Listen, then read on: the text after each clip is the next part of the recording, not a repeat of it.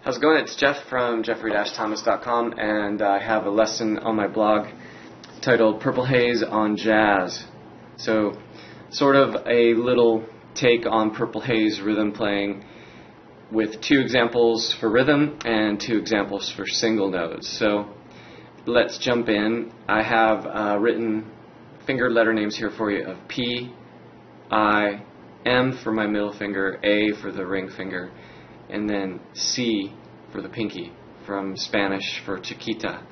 And I am tucking the pick here in between I and M when I'm playing rhythm style.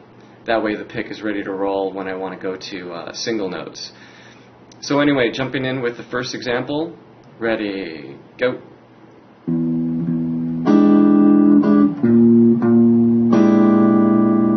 Okay, the first measure again.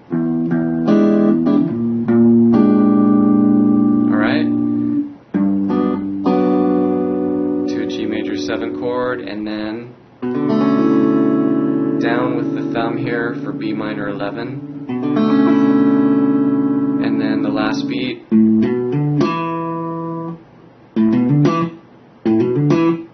little bit of a funk action, right? So let me run that all the way through for you, slow. Ready, go.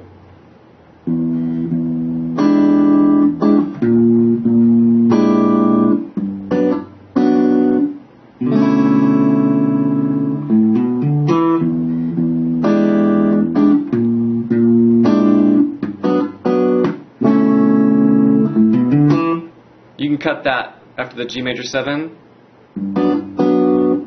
You can cut it short or let it roll and just get to that, B minor 11 chord there.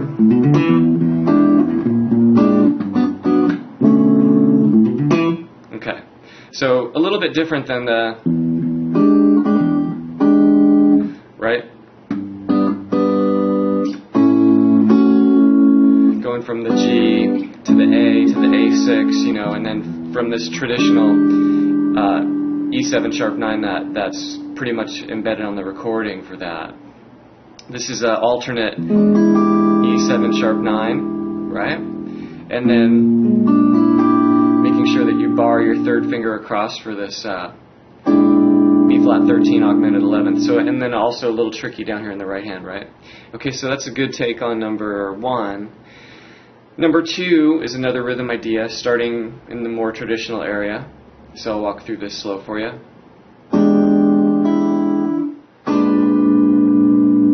B flat 13, flat 9, A minor 9, B minor 11. Big, wide voicing of that chord. So number 2, slow. Ready, go.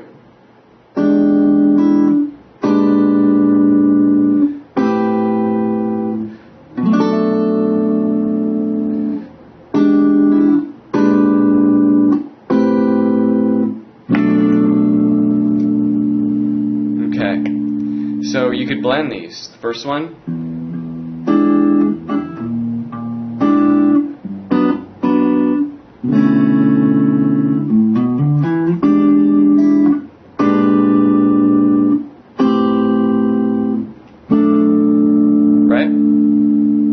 I walk through really slow for you. And obviously when you're at tempo, this is going to fly by.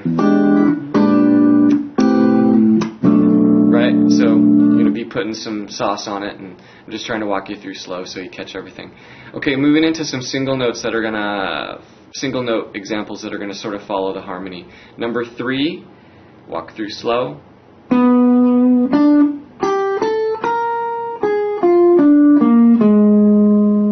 Second measure.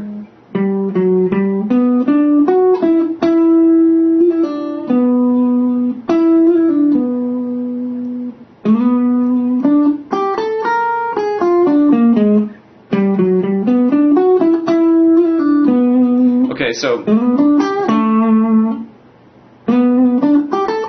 but right there, switching into the B flat 13, or the, this is a throwing in the B flat 7 arpeggio there, and then connecting into the G major 7, and then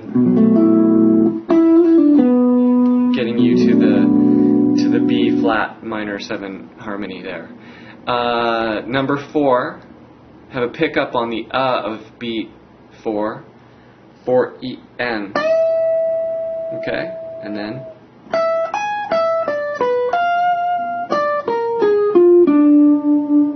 so that first measure from the pickup again.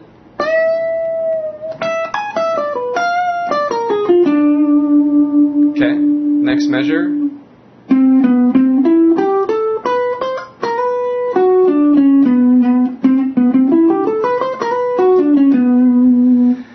So the whole example, slow. 4-E-N.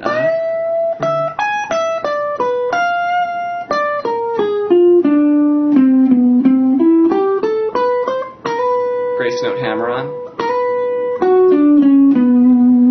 So following, the sharp 9 to the augmented 11 to the there to the, B minor 11 chord, right?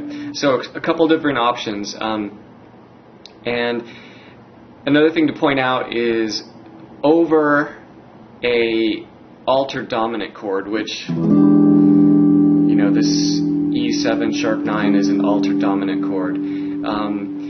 There's sort of a rule in jazz, or a possibility in jazz, where you can take a half step up from the root of the chord. So if the root of the chord is E, we're going to jump up to F. And then the last thing I've written there for you is an F melodic minor scale.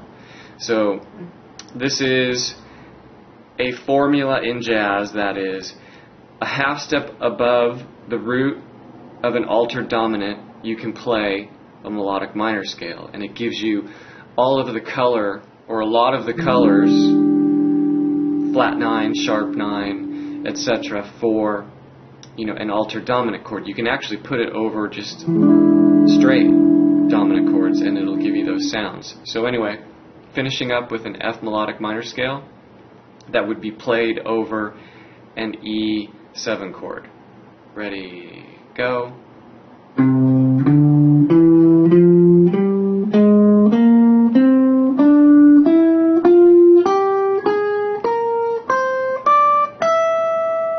And then back down.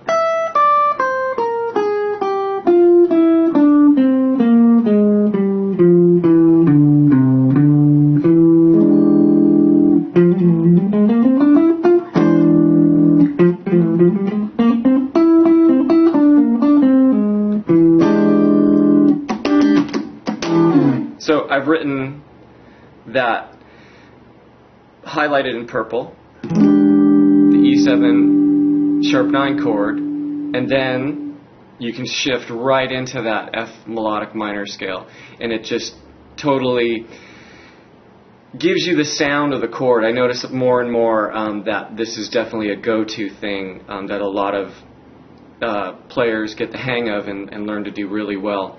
One thing that I would do, this is some practice advice, is make your practicing like a playing situation, especially for jazz. You don't want to isolate these concepts and have them be, abstract. So what I would do is I would sit there with the metronome and I would literally just vamp out quarter notes on an E7 chord. Nothing fancy. Okay? Record like about, 3 or 5 minutes of that. Right? Nothing fancy. You could put altered voicings in if you want.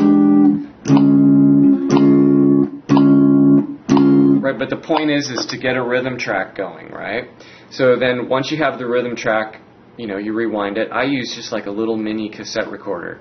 And then I rewind it, and then I play over it.